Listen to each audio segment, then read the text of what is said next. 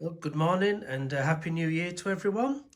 Back from holidays, so I just thought I would show you the plans really for 2024 on Beechcroft Model Railway. See what I'm going to be getting up to.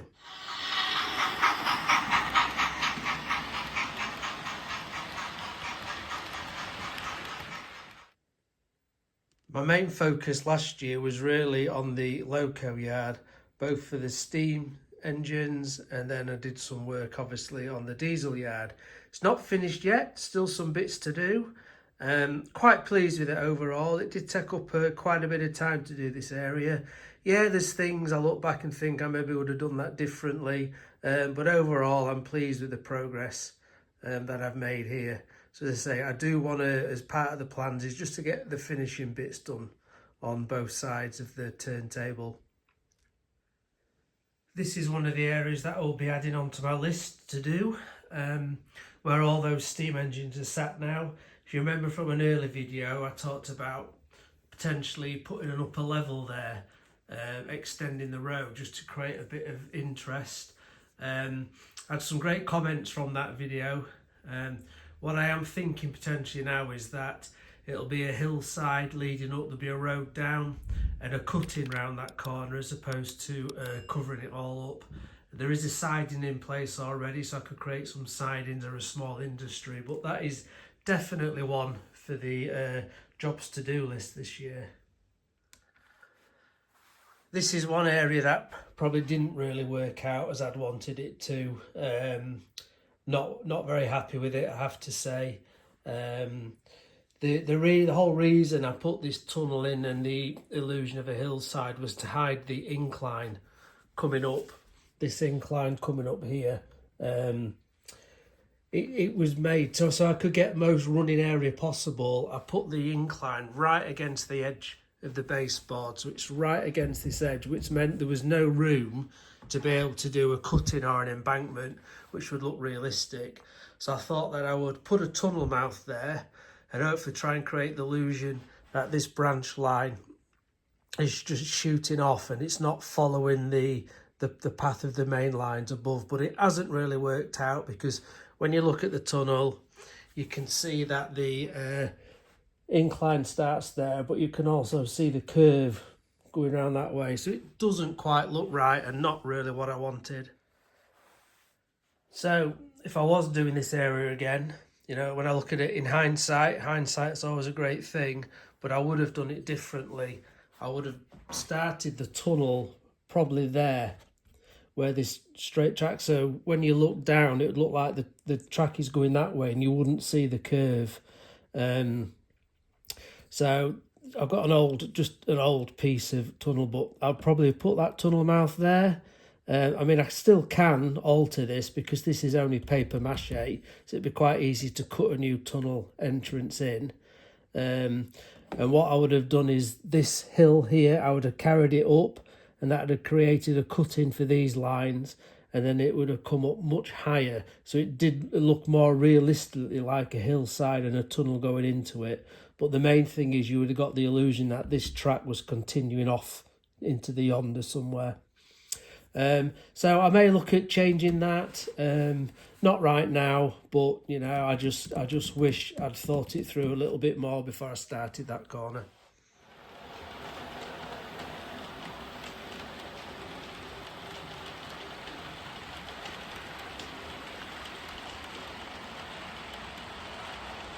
Maybe with a bit more height with trees and bushes, you may lose sight of that curve right near the tunnel entrance. I don't know, so it may be enough, but I guess I'll only know if I get some trees and scenics on there. Something else on my mind, although I don't know if it'll be a job for this year, is just really looking at this station. You know, I'm quite lucky. It's a good size. I can get 6 coaches and engine in here. But these over roof canopies, I like them. They took an age to build and get in place, but I don't know whether they're better suited to maybe a terminus station. Problem I have is I can't see into the lines just to see what's going on. So I have been thinking about getting platform canopies, 3 sets just to go along there, which will open the lines up and I can see down and in there, and it'll just make track cleaning and everything a lot easier. I'm not 100% going to do that. It's just in my mind, I think it might look a bit better. But as I say, that's probably not a job for this year. But I've got a feeling I will end up doing that at some point. I have also decided this year I'm going to lose these coach sidings, which go all the way along there. They're probably about 8 to 9 foot long. And I'm going to turn it into a goods yard, which what will mean is they will probably just come as far as where that Royal Mail van is now, but they will come then further out this way, so probably another 18 inches or so to somewhere there, and that area will just turn to a small goods yard, shunting yard, maybe put an industry on there, but definitely removing the coach sidings. And the reason for removing the coach sidings is that I have decided I am going to have a lower level fiddle yard on the layout. So, as I probably mentioned earlier, last year, I am going to put a point on there, bring a line out, and then it will, incline will go down in front of this edge, and then under the baseboards there and into a fiddle yard.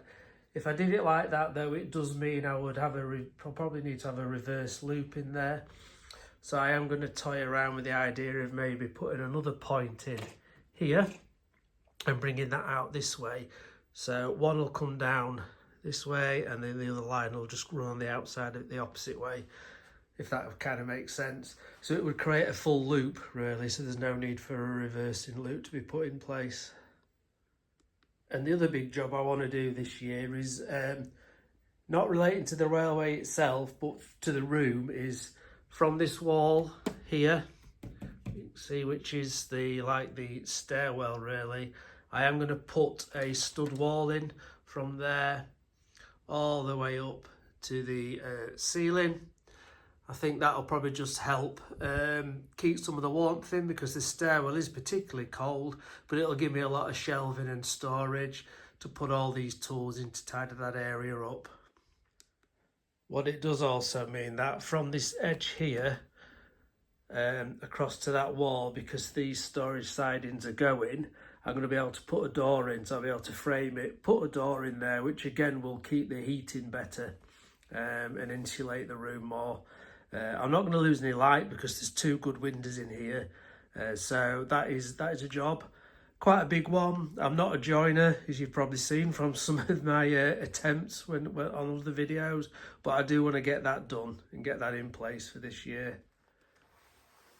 So overall, really pleased with what I managed to get done last year. You can see I've got a lot of things going around in my head, what I'd like to do in 2024.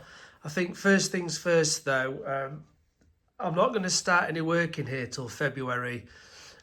Just got back off holiday. There's quite a few bits to sort out and tidy up. But one thing I do want to spend some time doing throughout this month is just a bit of basic maintenance really. The engines, probably not giving them a good service. So I'm going to spend some time going through all the fleet of locos, the steams and the diesels, just cleaning them, oiling them, greasing them, just to make sure they're in tip-top shape, because I've kind of neglected that. So I'm going to do that this month, and then come February, I'll have got my list and my priorities, and I'm going to crack on and do some work. So really, I guess all to say is just thank you to everybody who's taken the time to watch the videos and my progress and my steep learning curve. Thanks for all your comments, your ideas, your support. Really do appreciate it. It helps me and gives me some great ideas to try and make the layout better.